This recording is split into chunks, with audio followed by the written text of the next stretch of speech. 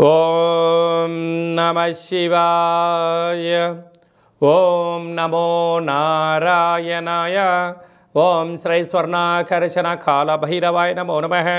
ఓం శ్రీ నరదృష్టి నివారణ కాళభైరవాయ నమో నమః.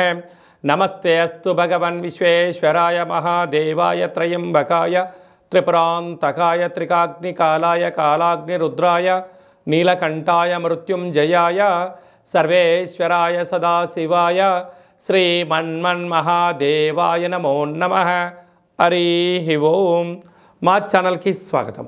చూస్తున్న వీక్షకులకు ప్రేక్షకులకు ప్రియ కాళభైరవ భగవద్బంధులకి స్వాగతం పలుకుతూ మమ్మల్ని ఎంతగానో ఆదరిస్తూ ఉండబడినటువంటి ప్రియ సోదరీమణులకు సనాతన ధర్మ సంరక్షకులకి అందరికీ కూడా మహాశివరాత్రి పండగ శుభాకాంక్షలు.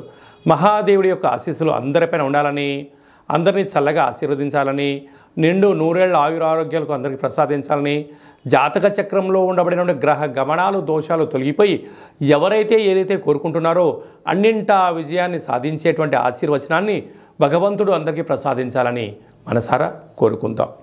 1-3-2024 నుండి 15-3-2024 వరకు పుట్టినటువంటి వారందరికీ కూడా ముందస్తుగా జన్మదిన శుభాకాంక్షలు. గతంలో వివాహం చేసుకున్న వారికి వివాహ వార్షికోత్సవ శుభాకాంక్షలు.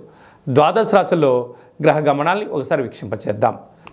కన్యరాశి వారు మహాశివరాత్రి సందర్భంగా ఆదివారం అమావాస్య సందర్భంగా ఎలాంటి విధి విధానాలు పాటించాలో ఈ వీడియోలో సవివరంగా సంపూర్ణంగా తెలుసుకుందాం.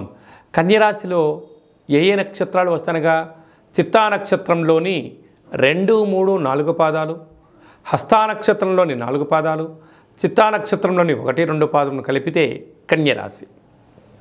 చాలామందికి పుట్టినటువంటి కాల సమయంలో డేటా ఆఫ్ బర్త్లో లేనటువంటి కారణం వలన పేరు యొక్క మొదటి అక్షరాన్ని అనుసరిస్తూ ఆ రాశిని తెలుసుకునే ప్రయత్నం చేద్దాం.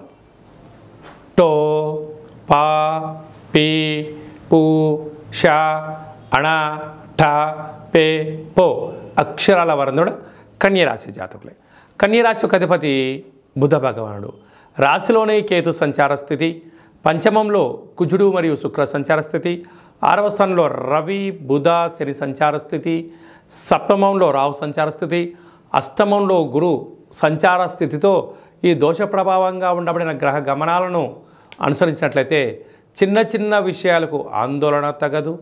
ఏదైనా ఒక పని చేసేటప్పుడు స్వల్పమైనటువంటి ఇబ్బందులు ఉండినను వాటి గురించి మీరు పెద్దగా ఆందోళన చెందనక్కర్లేదు. దైవం మీద భారమేసి మీ పని మీరు చేసుకుంటూ వెళ్ళగలిగినట్లయితే గృహంలో, ఉద్యోగాల్లో, వ్యాపారాల్లో చేసే కార్యక్రమంలో ఆటంకాలు వాటంతటికి అవే తరిగిపోతాయని చెప్పి గమనించాలి. కనుక మీకు తెలిస్తేనే చేయండి, తెలియలేదు గురువులు కానీ తల్లిదండ్రులు కానీ మీ క్షేమాన్ని గురించి ఎవరైతే మీ ఆలోచన చేసి చెప్తారో వారితో చర్చించండి, ముందుకు తీసుకెళ్లే ప్రయత్నం చేయండి.